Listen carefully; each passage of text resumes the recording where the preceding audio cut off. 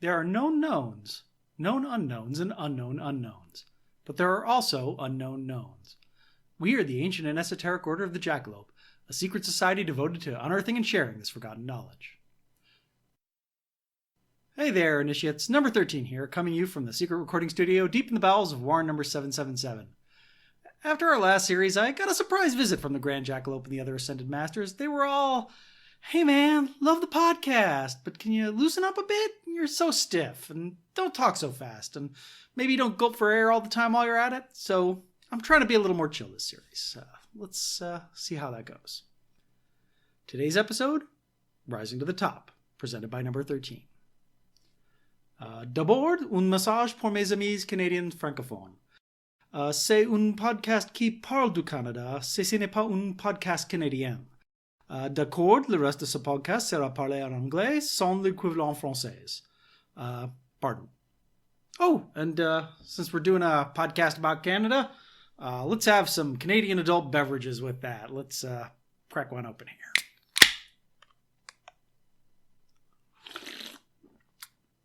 Ooh, you can really taste the mousse. Today we think of the Stanley Cup as the trophy given to the National Hockey League champion, but it actually predates the NHL by about 3 decades.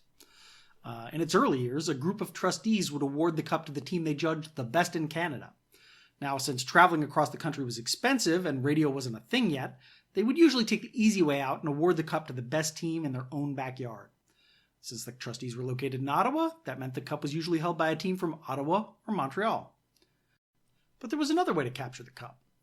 Any team in Canada could submit a challenge to the trustees and try to steal the championship in a 2-game playoff. And if you're like me and wondering how a 2-game playoff works, it's by total goals scored and not by victories. The trustees couldn't accommodate every challenger because of the extremely short window for the ice hockey season, but they would try to schedule 2 or 3 challenges a year without showing favoritism to any particular league or province. The challenges rarely won. Because of their location, population, climate, and wealth, Ottawa and Montreal had access to the best players Canada had to offer. But once in a while, miracles did happen. In January 1907, the scrappy Kenora Thistles challenged the reigning champs, the mighty Montreal Wanderers. Kenora was a small town, not even 5,000 people, but they had a hell of a team led by future Hall of Famer Art Ross. Yes, that Art Ross, the one the NHL's scoring trophy is named after. The Thistles outscored the Wanderers 12-8 in a 2-game series to capture the cup. Now, the Wanderers managed to snatch it back in their March rematch, but the Thistles' brief reign gave hope to every small town in Canada that they could do the same. One of those small towns was Renfrew, Ontario, a small farming community about 90 kilometers east of Ottawa, known mostly for the excellent quality of its local dairy. Renfrew was proud of its local hockey team, the Renfrew Creamery Kings, and it had a secret weapon other towns didn't, MJ O'Brien. Now, O'Brien was a real Horatio Alger story, an Irishman from Nova Scotia who started as a poor water boy on construction sites and eventually became a well-to-do contractor building Canadian railroads. In 1903, during the construction of the Temiskaming and Northern Ontario Railroad, his workers discovered rich silver veins while blasting through the Canadian Shield. O'Brien snatched up every claim he could get, and soon he was the owner of the 4th largest silver mine in the world and one of the richest men in Canada. While running the railroad through Renfrew, O'Brien met and married local Jenny Barry, and from that point on, Renfrew was his hometown. As a civic-minded Gilded Age magnate, he used his fortune to make sure his hometown had every modern convenience. He paid for road construction, the schools, the local opera house, telegraph lines, you name it. And he was the biggest booster of the Renfrew Creamery Kings. If the team needed anything, he paid for it. Team operations were handled by O'Brien employees, or sometimes his son Jay Ambrose, who had played hockey in college and had a true love for the sport. When the Thistles upended the Wanderers in 1907, the Renfrew Creamery Kings immediately submitted a challenge to the Stanley Cup trustees. And why wouldn't they? They'd bested tough teams from Arnprior and Pembroke. They were the champions of the Upper Ottawa Valley Hockey League, holder of the Citizens Challenge Shield. Their credentials were just as good as Kenora's, if not better. If the Kings didn't deserve a shot at the cup, no one did. But city slickers may have thought differently. In their eyes, Renfrew was a hick town that didn't know its place. Its cup dreams were widely mocked, with one newspaper even saying, "Don't laugh. If you never lived in a country town, you don't know how seriously these people take themselves." In any case, Renfrew's challenge came late enough in the season that it had to be put off until the following winter. When fall rolled around, trustee William Ferran had 2 serious challenges from Ontario to consider. one from the Renfrew Creamery Kings and one from the Ottawa Victorias. Now, the current cup holders, the Montreal Wanderers, were willing to play either team at any time, but Ferrand did not want to allow two challenges from the same region of Ontario in a single season. He arranged a playoff between the two teams, with the victor moving on to face the Wanderers. When the Kings arrived in Ottawa on December 23rd for the first game, they got a nasty surprise. The Victorias lineup was full of ringers, specifically 3 players from the Ottawa Hockey Club, left wing Sonny Gilmore, center Marty Walsh, and rover Fred Taylor, the Listowel Cyclone, then, as now, considered the greatest player to ever strap on skates. That's like showing up to an office softball game to find Roger Clemens warming up on the mound for the opposing team. Now, loading up teams with ringers for a single game was common practice in this era. Hockey was still in the throes of transitioning to a professional sport. Players didn't always have contracts, and the ones they did have were poorly drafted and not always exclusive. There was nothing to stop a player from jumping ship to another team for a game or series. Some teams even encouraged this practice, loaning players out to friendly teams in exchange for future favors. But 3 ringers in a single game, 2 of them Hall of Fame caliber players, and one of those a potential candidate for the greatest of all time? That was a step too far for the Renfrew Creamery Kings. They lodged a formal protest with the trustees, who barred Taylor and Walsh from taking the ice. Gilmore, who had actually signed a contract with the Victorias, was allowed to skate. With his help, the Victorias won that first game 4-1. Well, what's good for the goose is good for the gander. When the Victorias arrived in Renfrew for the second game, they got a nasty surprise of their own. Cyclone Taylor was lining up with the Kings. The O'Briens had offered him a single-game contract for an exorbitant amount. The Victorias didn't complain to the trustees, though. They complained to the Ottawas, who threatened to drop Taylor if he skated for Renfrew. Renfrew managed to win the game 3-1 without the Cyclone, but they didn't make up the goal differential, and so they lost the right to challenge. The O'Briens threatened to sue Taylor, claiming he'd signed a letter of intent and taken a small signing bonus. They implied he'd never intended to honor his contract and was just using their offer to get some pocket money and also as a threat to get more money out of the Ottawas. The O'Briens were eventually convinced to drop their suit, and as a consolation they received an exhibition game against the Ottawas on February 4th, 1908. The Kings put up a valiant fight, but they were outfoxed by Cyclone Taylor at every turn and were crushed 16-7. Renfrew continued to play in the Upper Ottawa Valley Hockey League for the rest of the 1907 to 1908 season, though it wasn't much of a league since Arn Prior and Pembroke weren't bothering to field competitive teams that year. So the Kings moved up to the Federal Amateur Hockey League. Sort of. The Federal League's Brockville team felt like they didn't have a competitive team and couldn't be bothered to recruit one, so they decided to Mr. Burns the whole problem and field a team composed entirely of ringers. They approached the O'Briens and rendered the entire team, who were more than happy to don Brockville jerseys in exchange for an extra paycheck. When the Ottawa Victorias showed up to play Brockville on January 21st, they immediately recognized the Renfrew Creamery Kings players they had lined up against only a month before. They refused to play the Ersatz Braves, and as a result, the Federal League collapsed and did not play the rest of its schedule. In the off-season, the Federal League was reorganized and admitted Renfrew as a full member for the 1908-1909 season. The O'Briens decided that moving up to a bigger league was their chance to finally take home the cup. They went all out, signing top free agents like forward Didier Petre, the Cannonball, center Steve Vare, and goalie Bert Lindsay. It worked. The Kings dominated the Federal League, going undefeated. And yet, they did not submit a cup challenge that year. Why? Well, early in the season, Renfrew was approached by the Montreal Wanderers, who wanted to borrow Steve Vare for a tough game against the Ottawas. Renfrew agreed in exchange for a Stanley Cup challenge after the regular season. When trustee William Ferrand found out, he was fit to be tied. I mean, I'm not sure why, because it's not like other teams hadn't done the same in the past. While he couldn't act against Renfrew until there was a challenge in front of him, he suspended Steve Vare and threatened to strip the Wanderers of the cup if it turned out there was a quid pro quo. Ferrand eventually reinstated Vare, but required him to stay with the Wanderers for the rest of the season, turning what was supposed to be a single-game loan into a full-fledged trade. The rest of Renfrew's players were declared ineligible for cup play for the rest of the season because of their rampant team switching. And rather than submit a challenge and be forced to play with the thrown-together team of amateurs, the O'Briens decided it would be wiser to defer their cup challenge to the fall when their star players would once again be eligible to play. In the meantime, as was the custom, the team disbanded with their all-star players scattering to other teams. Well, except for Bert Lindsay. But the O'Briens made it clear that they would spare no expense rebuilding the team if their challenge was approved. They even made fresh attempts to lure Cyclone Taylor away from the Ottawas. But come September, the Stanley Cup trustees announced new rules for challenging teams.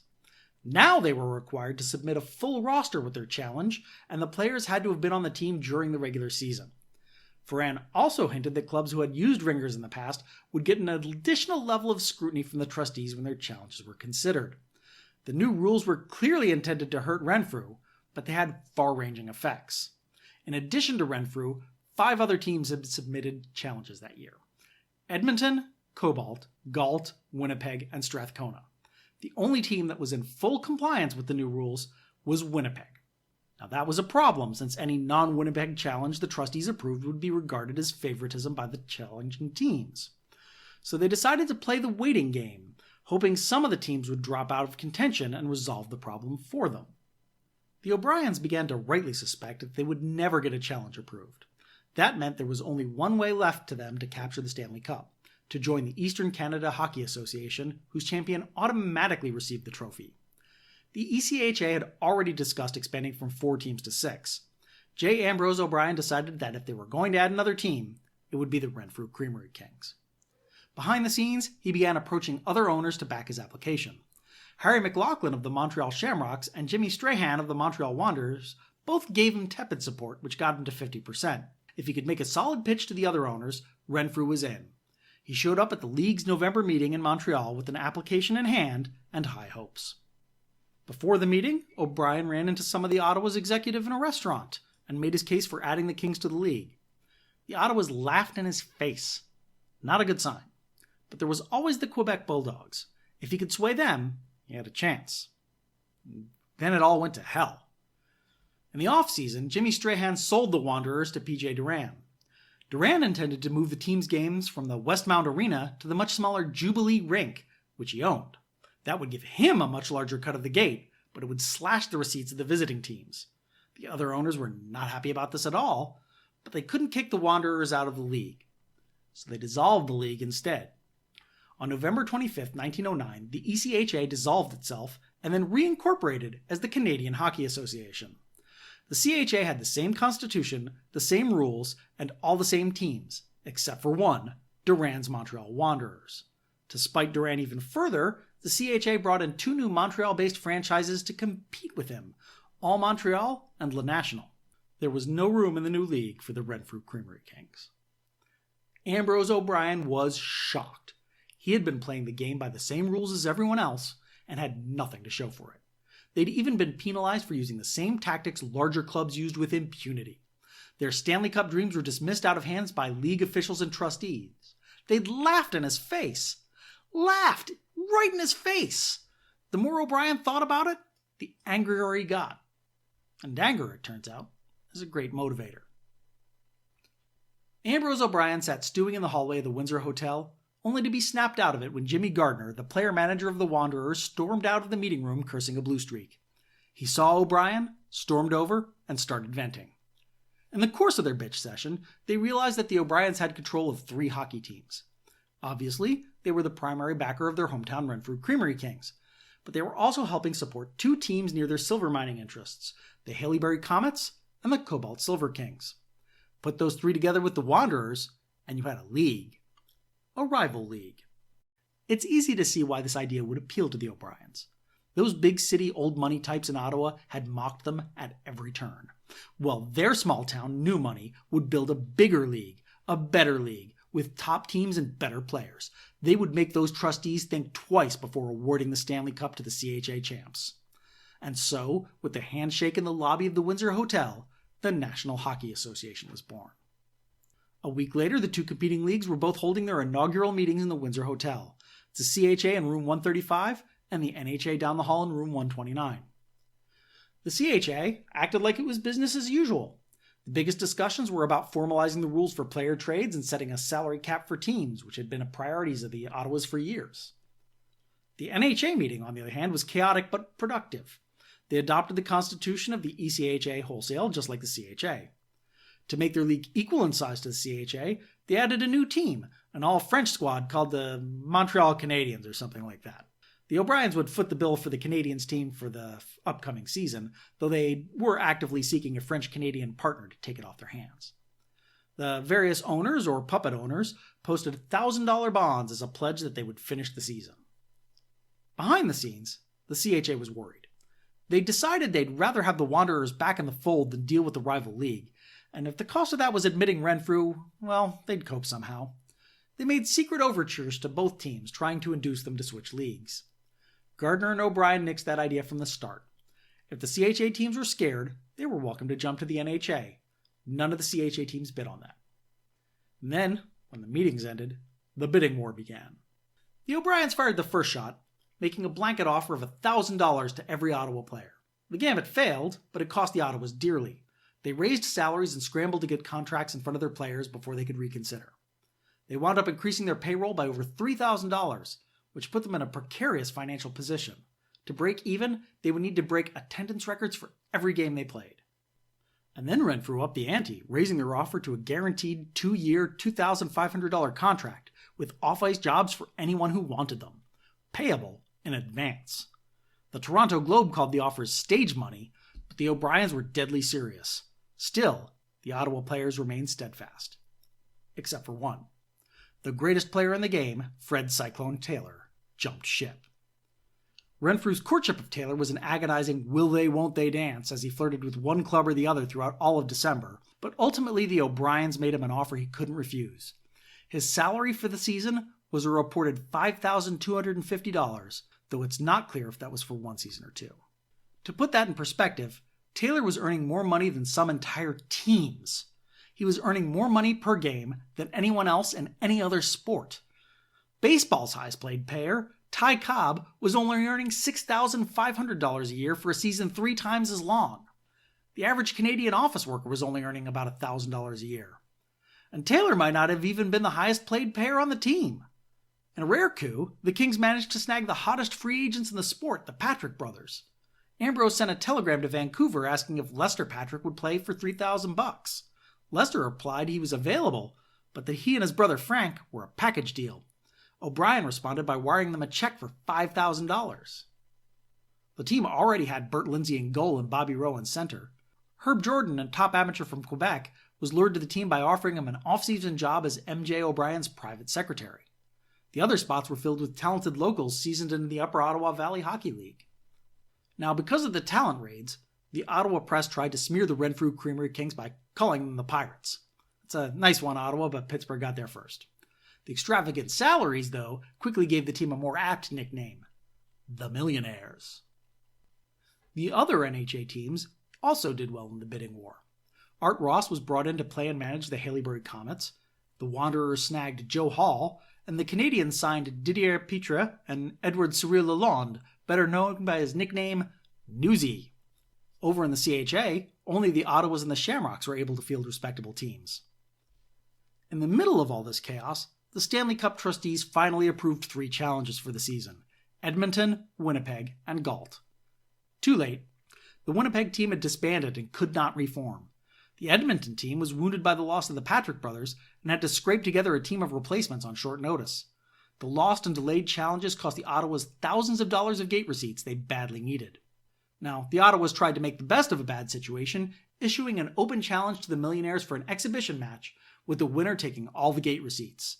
The O'Briens respectfully declined. As the 1910 season opened, Renfrew was deep in the clutches of Stanley Cup fever. The Millionaires were local celebrities, instantly recognizable on the streets of the small town. They seemed to split most of their time between the practice rink and the local pubs, but they also somehow found time to pal around with the town's children, like an old-timey hockey version of the baseball bunch. The O'Briens aggressively marketed the team throughout the region and even ran a special red-eye train, the Timberwolf Special, to ferry Ottawa fans to and from home games. They promised Renfrew a new rink if they won the Cup, which seemed to be an inevitability. Ambrose even backed up his bravado with good money, wagering up to $5,000 on his team's home games. January 12, 1910 arrived almost too soon. The Renfrew Millionaires took the ice against the visiting Cobalt Silver Kings and lost in an 11-9 shocker. See, it turns out the Millionaires were a wonderful collection of individual talents, but they weren't playing like a team. The Silver Kings, on the other hand, had 2 games under their belt and were humming like a finely oiled machine. They effectively defended Cyclone Taylor and Lester Patrick. Walter Smale of Cobalt also aggressively targeted defender Frank Patrick, breaking his nose and throwing him off his game. That meant at times poor Bert Lindsay was the only one playing defense. The papers had a field day with the loss. One of them even called the team the Renfrew Gold Bricks. Like true professionals, though, the players just shook it off. One loss doesn't mean a thing. There were plenty of games left to play. The O'Briens, though, started to panic and tinker with the team almost from the start. I guess that's the curse of having a hands-on owner. They tried to sign Nhl Birthplace, who was in town for Edmonton's long-delayed Stanley Cup challenge. They offered him $1,000 to suit up for a single game, but he refused because he needed to be in Ottawa scouting his opponents. On January 15th, the Millionaires traveled to Montreal to face the Wanderers and lost again 2-7. That was dispiriting. The team had looked like they were going to steamroll their way to the Stanley Cup. Now they were down 0-2. And then everything changed. Whatever the NHLA was doing, it was working. The public couldn't get enough of the new league's fast-paced, high-scoring action. They were playing in small arenas, sure, but games were selling out. Arenas were even adding new seats to meet demand. Even increased prices couldn't keep the fans away. Meanwhile, the CHA was playing to half-empty arenas and dispirited fans, and they were doing very poorly in Montreal, where there were 5 teams competing for fans' attention. With gate receipts down, teams just couldn't afford to stay in operation. So hat in hand, they approached the NHA and asked the upstart league to absorb them. The O'Briens and Duran were elated but cautious. If the NHA took on all 5 teams, they would be outnumbered at league's meetings, and everything would be back to the old way before too long. So they took on the 2 teams they couldn't refuse, the Ottawa Hockey Club and the Montreal Shamrocks, and they told the rest of them to go jump in a lake. Well, not entirely. The O'Briens offered to sell the Canadians to the owners of Le National, but they were contractually obligated to play in the Westfield Arena and had to decline. The NHA schedule had to be completely rejiggered to accommodate the new teams. The good news for Renfrew was that all games played before January 15th were thrown out. That scratched their first loss, and, more importantly, it scratched 2 Ottawa victories. The dream was still alive. The first game after the merger was a home bout on January 19th versus the Montreal Canadiens. The Millionaires were impressed by Newsy Lalonde, who seemed to be everywhere at once and playing aggressively. Perhaps too aggressively. At one point, he slashed Frank Patrick open with the butt of his stick.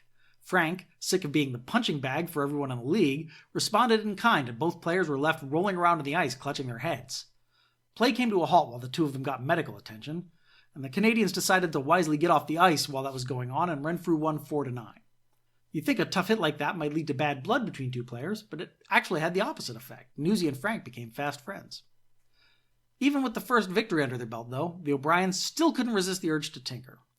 Edmonton had made their Stanley Cup challenge and failed, so they quickly signed Nhl Birthplace and Fred Woodcroft from the Edmonton team. They had to release 2 of their journeyman players to make room on their roster. On January 22nd, they played an away game versus the Montreal Shamrocks. The game was dominated by the aggressive play of the Shamrocks' Bad Joe Hall, who repeatedly went after the Patrick brothers. Mild-mannered Frank Patrick eventually retaliated, slashing Hall over the eyes. A blinded Hall lashed out and accidentally hit referee Red Kennedy, who dropped the larger man with a single punch. Hall was ejected for the rest of the game. By this point, slushy ice conditions had made skating difficult, so Renfrew was playing conservatively, aiming for a 1-1 tie, hoping that when the ice had been cleared after the game, they could win in a sudden death overtime without Hall there to bedevil them. But when that overtime came around, the Shamrocks sent Hall back out on the ice, citing a 1903 Cup game between Winnipeg and Manitoba as precedent. Renfrew objected, and officials decided to call the game and replay it later, since both teams had more immediate obligations. After the game, the O'Briens called a league meeting which only included representatives from the 4 O'Brien-backed teams, which constituted a quorum. They suspended Hall indefinitely and planned to revisit the matter at the full league meeting in 2 weeks, which, coincidentally, was after the Millionaires and the Shamrocks played their second game on January 28th. With Hall riding the pine, the second game was a blowout for the Millionaires, who won 2-10. After the game, Hall was reinstated, but fined $100. In any other year, that might have been a player's salary for the entire season. The Millionaires kept their momentum going, beating the visiting Haileybury Comets 3-6 on February 4th. The Comets were timid, and it seemed especially wary of Fred Taylor. At one point, the Cyclones skated behind Renfrew's net and posed with the puck, and the Comets were so timid they wouldn't even approach him. The referees had to halt play and order another face-off. The next game, though, was the big one, an away game in Ottawa on February 12th. Though they had never faced each other in a regulation game, the 2 teams were now bitter rivals and fan interest was high. Ottawa sold 7,000 tickets to the game, making it the largest crowd to ever see a hockey game in the city. Some 250 fans made the trip from Renfrew to see the game, and a special telegraph line was set up to communicate a play-by-play in real time. On game day, the line of fans waiting to get into the arena staked all the way to Sparks Street. Drinking before the game, Fred Taylor boasted in jest that he could skate backwards through the entire Ottawa line and score a goal.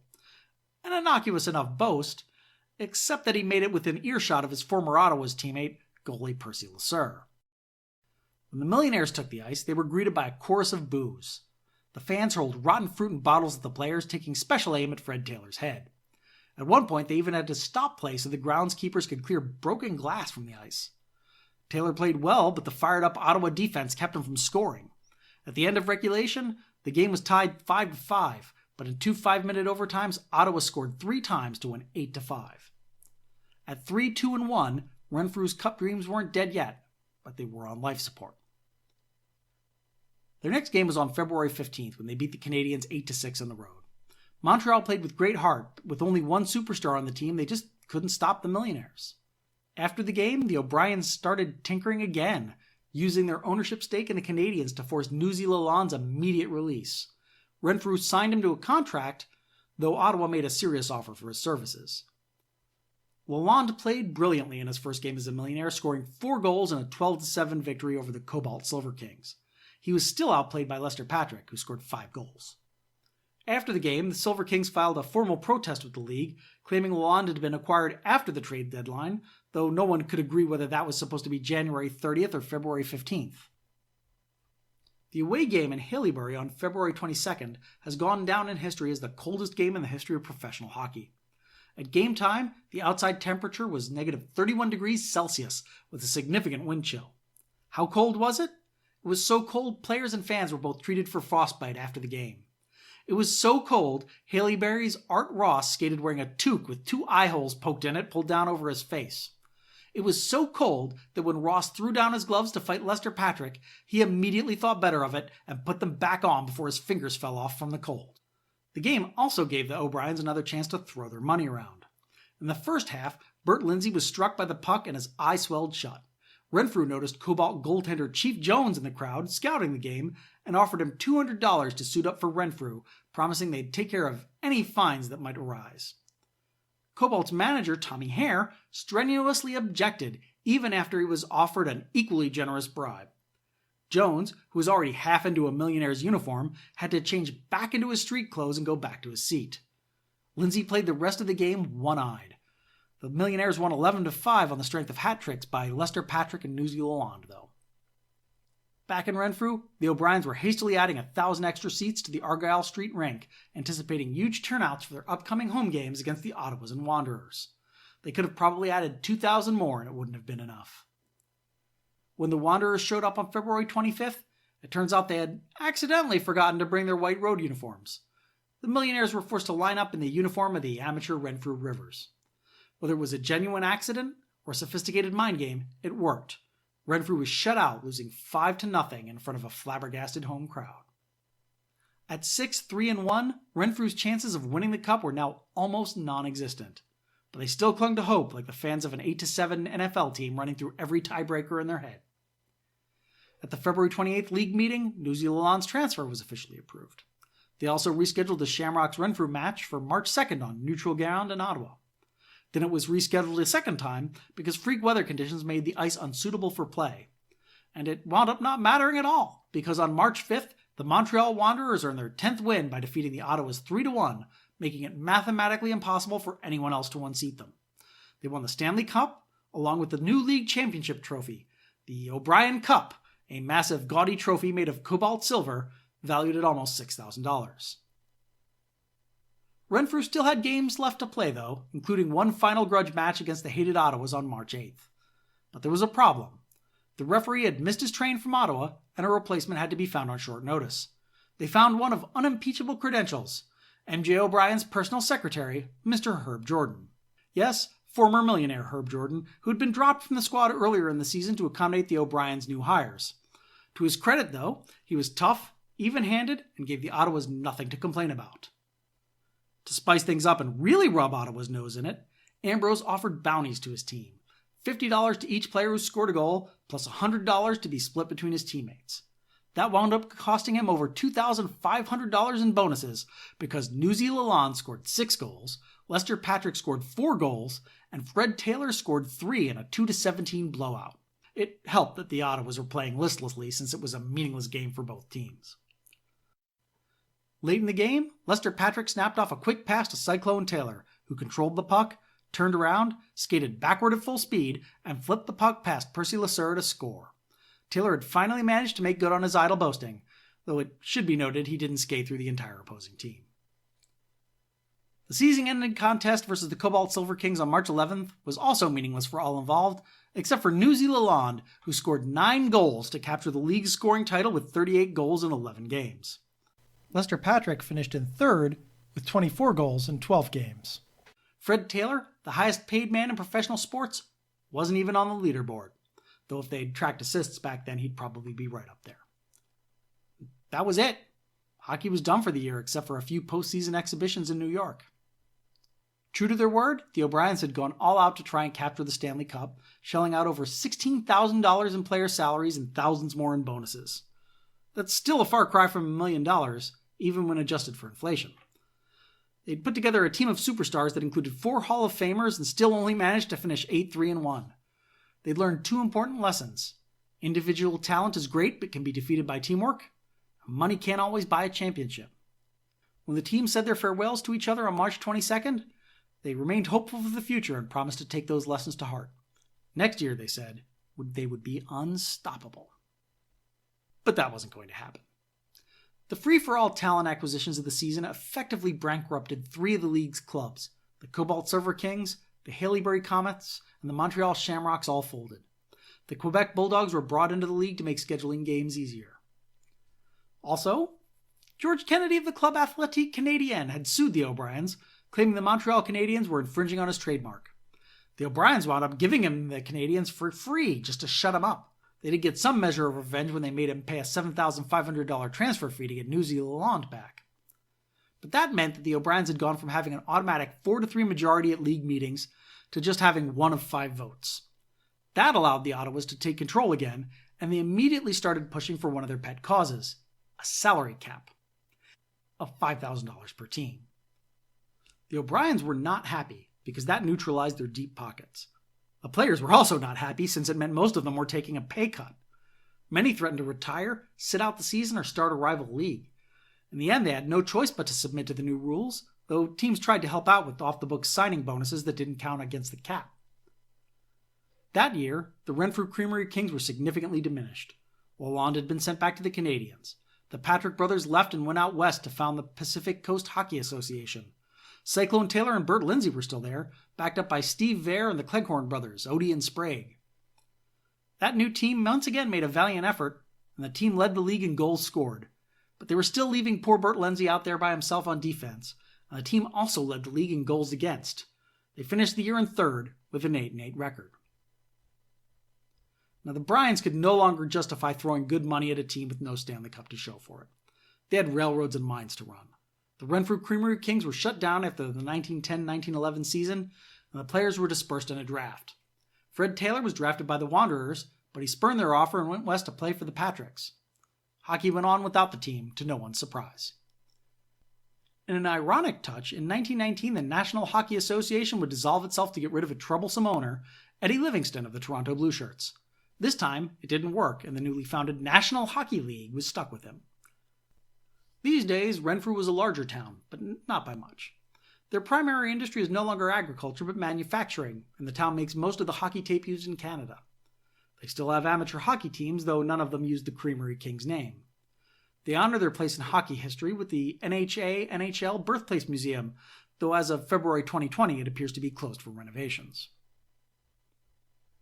MJ and Ambrose did manage to leave their mark on the league in 2 ways. The Montreal Canadiens, which they had founded as an afterthought, are now the longest-lived and most storied team in professional hockey. The O'Brien Cup was awarded to the NHA champion until 1917. It was awarded to the NHL's Canadian Division champ until 1938, and then to the second-place team until 1950. These days, the O'Brien Cup is awarded to no one, and sits in a pretty case in the Hockey Hall of Fame in Toronto. I consulted a number of resources while researching this story, but one of them stands heads and shoulders above the rest. Frank Cosentino's The Renfrew Millionaires, The Valley Boys of Summer 1910. If you thought the short version of this story was crazy, read Frank's book and you'll realize that I had to cut a lot out. I'd also recommend Scott and Astrid Young's O'Brien, which helped understand MJ and Ambrose's motivations, and MOrey Holzman's Deceptions and Doublecross, which provided a solid background information about the events leading up to the formation of the NHA. This episode was produced by David White for the Ancient and Esoteric Order of the Jackalope Podcast and is licensed under a Creative Commons Attribution Non-Commercial Share-alike 4.0 International License. All rights reserved, all wrongs reversed. The script of this episode, along with sources, links, and more, can be found on our website at orderthejackalope.com. That's orderthejackalope.com with hyphens between the words because we were slow and the version without hyphens was already taken. You can keep up with our research, release schedule, and more on our social media accounts. We can be found at Ordered Jackalope on Twitter, Instagram, and Tumblr. That's Ordered Jackalope with no hyphens. Yes, I know, consistency. If you enjoyed this episode, though, please share it with your friends, or your enemies, or even total strangers. We're not picky. Hey, you! Want to join the fastest growing secret society in the nation? Of course you do. But before you can be initiated into the hidden secrets, you've got to share a hidden secret of your own. Visit our website at orderthejackalope.com for more information.